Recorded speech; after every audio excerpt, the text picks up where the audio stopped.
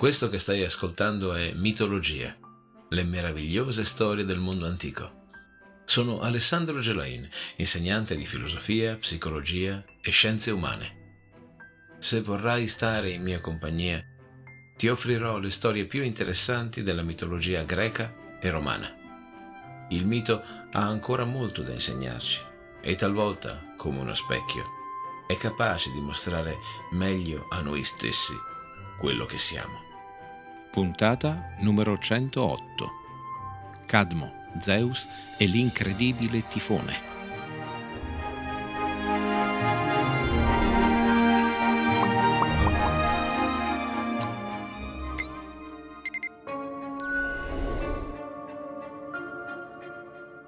Ci siamo lasciati nello scorso episodio con Cadmo che sta attraversando le terre di Cilicia, quando all'improvviso vede uno stormo di strani uccelli dirigersi in direzione delle terre d'Egitto. Appena questo stormo esce dal campo visivo di Cadmo, l'eroe sente un grande vuoto sopra e sotto di sé.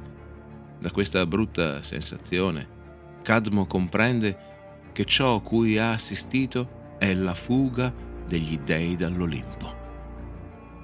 Che mai starà accadendo sulla cima del Monte Sacro? O cosa è già accaduto? E se tutti gli dei sono fuggiti, quel che doveva accadere sull'Olimpo è ormai già accaduto.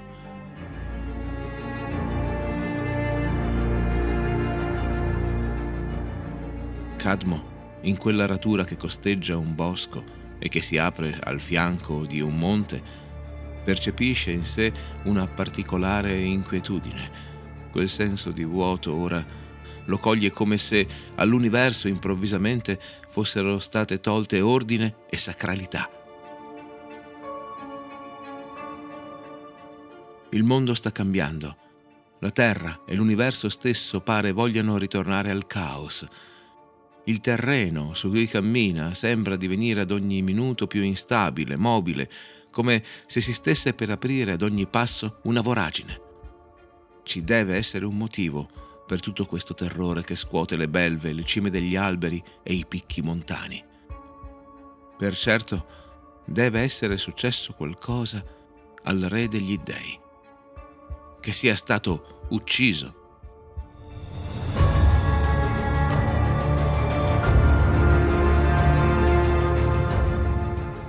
Una forza quasi magnetica attira lo sguardo di Cadmo verso la montagna che si erge davanti a lui.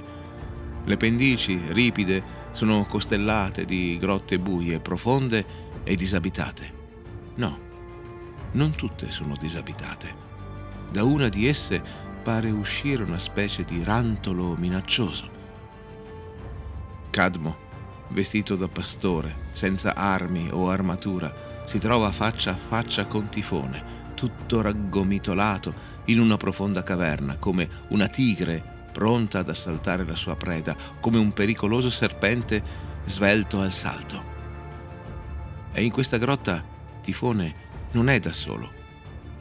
Poco più in là, disteso a terra, c'è Zeus, il potente Zeus, che pare buttato là come uno straccio.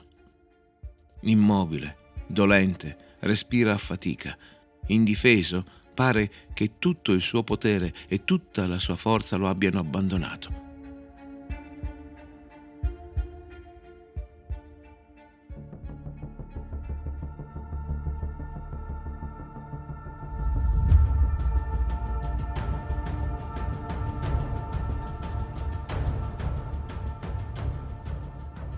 Ecco, da dove viene quel vuoto che Cadmo ha percepito. L'ordine dell'universo è a repentaglio, nessuno è al sicuro. Battuto e vinto da Tifone, Zeus non governerà più e sarà sostituito di certo dal mostro, signore della violenza e della prepotenza.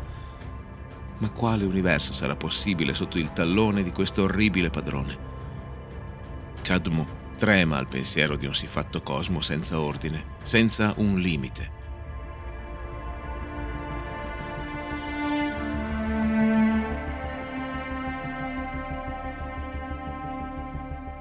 Ma come è riuscito Tifone a sconfiggere il re degli dei? Mentre Zeus temporaneamente abbandona il suo trono sull'Olimpo per giacere con Pluto, una magnifica ninfa, Tifone, che ha pazientemente atteso, fa la sua mossa. Lui, che è la espressione della forza cieca e bruta del caos, sorge dal profondo e pianta i suoi serpentiformi piedi nell'oceano. Terrorizza gli abitanti marini, provoca maremoti maggiori di quelli che riesce a scatenare Poseidone, anzi sottrae al dio del mare il cocchio dorato e lo scaraventa sulla terra, accartocciandolo. Con le sue orrende mani si appropria di un carro trainato da 2 buoi e lo scaglia in cielo, bloccando la luna nel suo percorso.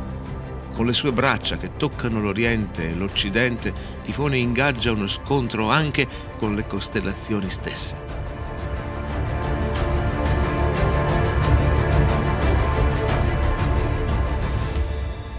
Tifone ha atteso proprio questo momento per sferrare il suo attacco al mondo intero, perché Zeus, per seguire le sue voglie, ha lasciato indifese, anche seppur nascoste in un antro, le sue folgori.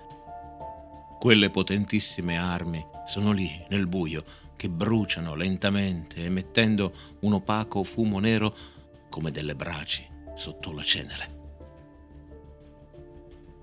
Tifone le individua e se ne appropria. Riesce a sollevarle, ma ce la fa a malapena a reggerle. La spunta comunque a trafugarle e a nasconderle proprio nella sua grotta in Cilicia.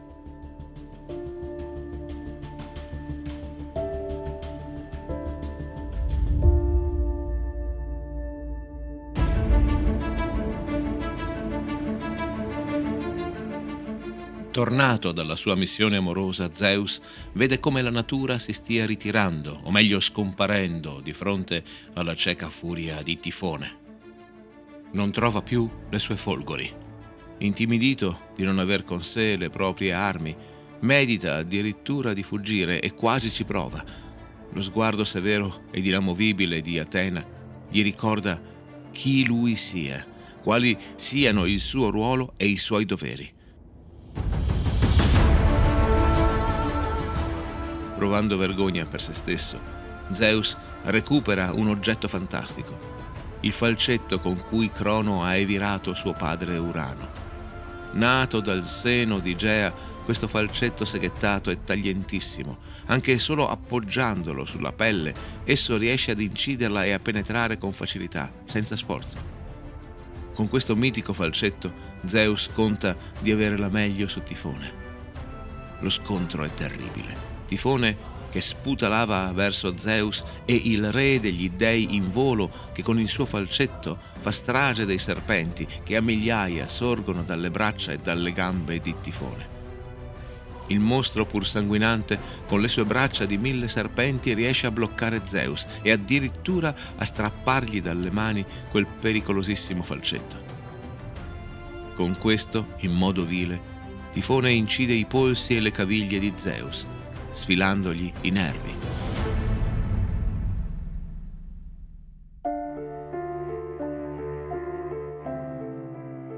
Questi nervi li raccoglie in una pelle di orso e li consegna alla sorella Delfine, che ha l'incarico di sorvegliarli. Tifone, con questa azione vile, tagliare i tendini agli avversari in battaglia, è una delle viltà più vergognose che un qualsiasi soldato possa agire, riesce ad avere la meglio su di lui. Il grande dio è ridotto ad essere nient'altro che un burattino cui siano stati tagliati i fili.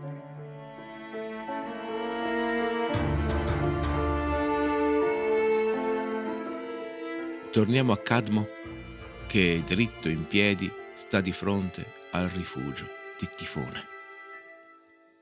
Zeus, che percepisce la presenza di Cadmo fuori dalla grotta, gli appare in visione, in forma di toro. Il re degli dei cerca di persuadere l'eroe a dargli una mano. Non lo confessa all'umano, ma teme di perdere il potere una volta per tutte, che possa ritornare Crono a riprendersi il suo trono, o peggio, di essere sottomesso al volere di Tifone. Il prode giovane non ha armi se non quelle della sua pur vivace intelligenza e perciò tituba. Come può affrontare lo smisurato mostro?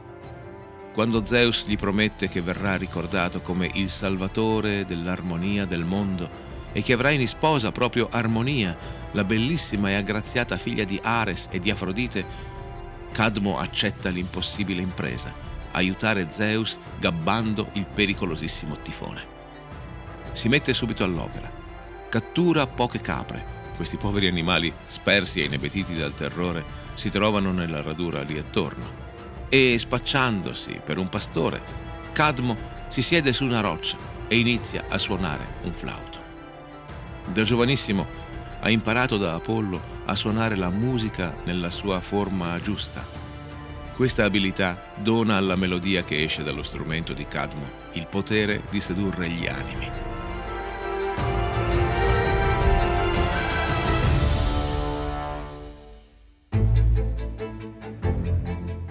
Attirato da questo dolce e melodioso suono, Tifone esce dalla caverna, o meglio escono come danzando decine di enormi serpenti, i suoi capelli.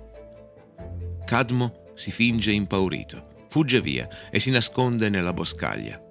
Le teste lo chiamano, cercando di rassicurarlo. Non gli verrà fatto alcun male se uscirà allo scoperto.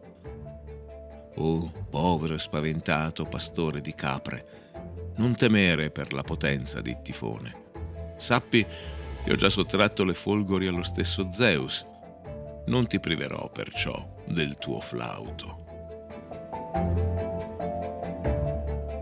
Una delle teste di serpente con forma umana chiede a Cadmo, riaffiorato dal fitto del bosco, che cosa stia facendo. L'eroe, che ha ogni singolo pelo del corpo rizzato in allarme, chiede scusa di aver disturbato il riposo del grande Tifone, flagello degli abissi, della terra e dei cieli. Si pente sinceramente di aver suonato quel suo flauto e chiede perdono. Stava provando a costruire una canzone che testimoniasse la fuga degli dei dall'Olimpo, attaccato dall'invincibile Tifone. La terra si scuote. Le decine di serpenti ritornano nella caverna repentinamente. Dal buio fondo una paurosa risata risuona. Due enormi occhi rossi e gialli come il metallo fuso si aprono e si puntano su Cadmo. Paiono divenire sempre più grandi. Tifone sta uscendo dalla grotta per parlare direttamente con il giovane pastore. Dunque vorresti davvero cantare le mie gesta, umano? Lo so che è un compito arduo, risponde Cadmo, ma lo dico senza modestia, sono molto bravo nel comporre canzoni e melodie, lo hai appena sentito, mio signore. Anche se sono un umile pastore, ho un talento naturale per la musica. Se tu me lo consenti, canterò delle tue conquiste. Conquiste, sì. Intendo scalare l'Olimpo e sedermi sul trono di Zeus e prendere il suo posto. E se tu vuoi cantare le mie gesta, ti farò diventare mio amico e ti condurrò con me a quel palazzo. Per mia generosità ti darò in sposa qualsiasi divinità vorrai. Atena, Artemide, la stessa Afrodite o Ebe, scegli pure quale desideri e sarà tua se canterai le mie lodi. Solo Era terrò per me e sarà con me nuova regina. Zeus lo incatenerò al posto di Atlante, a far da colonna al cielo, così che possa vedermi giacere con Era fino alla fine dei tempi. Perso nel suo parlare autoincensante e nei suoi sogni di trionfo, Tifone non si rende conto di aver dato conferma a Cadmo del suo punto debole, la sua ottusa vanagloria. Tifone continua, scherzoso: ma prima devo sentire qualcosa di più della tua arte, capraio musicale. Non ho udito che poche note uscire dal tuo flauto, anzi, facciamo una sfida. Tu gareggerai con il tuo flauto ed io risponderò con il fragore del tuono e della tempesta.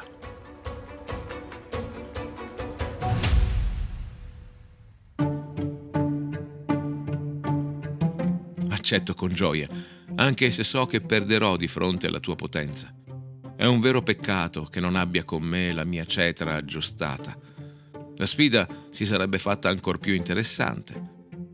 Poco tempo fa ho partecipato ad una gara di bravura nel suonare la cetra e alla fine sono risultato vincitore superando lo stesso Apollo. Ma la mia gioia è stata di breve durata. Zeus, geloso e vendicativo, ha incenerito le corde del mio strumento, che come vedi ora è muto. E Cadmo estrae dalla sacca che porta al fianco una cetra senza corde. Non saprei dove trovare delle corde, dei tendini o budella di animale da poter usare per sistemarla. Non posso certo uccidere una delle mie 3 capre che sono il mio unico sostentamento. Tifone cade nella trappola. Lui stesso dona a Cadmo la pelle d'orso che contiene i tendini di Zeus, dicendogli ridendo che sono freschi e di primissima qualità. Cadmo finge di mettersi subito all'opera, ripara la cetra con le vecchie corde che aveva tolto e comincia a suonare. L'abilità delle sue dita e il suo grande talento ammaliano Tifone che, dimenticandosi di rispondere al suono di Cadmo con il fragore della tempesta, pian piano si addormenta. Cadmo continua a suonare per mantenere addormentato il grande mostro e con attenzione riesce a raggiungere il corpo quasi immobile di Zeus. Lascia scivolare sulle dita del dio i tendini divini che uno alla volta riprendono il loro posto, guarendo il re degli dei. Zeus, infuriato ma allo stesso tempo accorto, in silenzio si riappropria delle folgori e procura a Tifone il più terribile dei risvegli.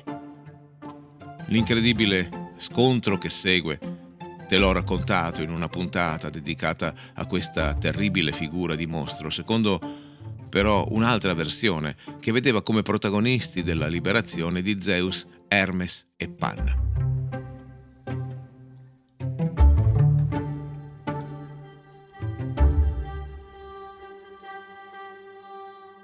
In ogni caso, dopo scalate all'Olimpo, lanci di folgori, ferite quasi mortali dal falcetto di adamantio e avvelenamenti, Tifone con immane fatica solleva una isola e la fa roteare nell'aria per lanciarla contro Zeus, che in volo si sta precipitando verso di lui.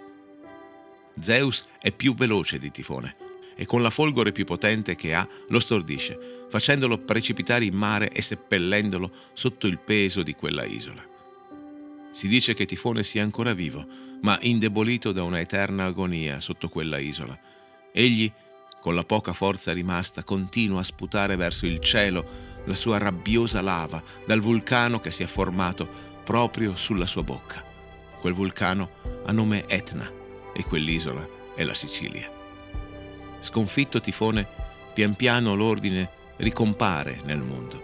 I mari tornano alla loro sommessa calma, la luna riprende il suo percorso, le costellazioni tirano un sospiro di sollievo e gli uomini possono ricominciare a vivere in un universo in cui l'ordine è stato ristabilito. Gea piange la fine del suo ultimo figlio e la natura risana se stessa e le proprie ferite. Zeus erige un cenotafio in memoria di Tifone, con una iscrizione a perenne monito sul destino dei superbi. Il grande dio non ha dimenticato la sua promessa a Cadmo. Lo convoca, lo fa ripulire e lo pone su una nave diretta in Samotracia. Qui l'eroe incontrerà Armonia, la bellissima figlia di Ares e di Afrodite, e la sposerà, come Zeus gli ha assicurato che accadrà. Ma Armonia avrà davvero voglia di sposare uno sconosciuto appena sbarcato da una nave? A questa eventualità Cadmo non pensa.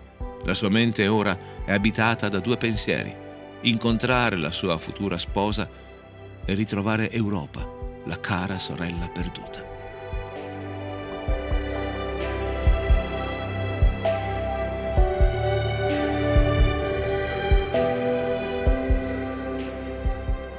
Se questo podcast ti piace, lascia un commento e considera l'acquisto de Il Re degli Dei, il libro nato proprio qui, che racchiude le storie più belle della mitologia greca, dall'origine dell'universo alla salita al trono di Zeus. Lo trovi sugli scaffali di tutte le librerie e anche in quelle online. Buona lettura! Hai appena ascoltato un episodio del podcast Mitologia, le meravigliose storie del mondo antico, raccontate da me, Alessandro Gelain. Grazie per esserti sintonizzato. Apple Podcast, Google Podcast, Spotify, Castbox, scegli tu. Iscriviti a questo podcast sulla tua piattaforma preferita. Ci sentiamo al prossimo episodio.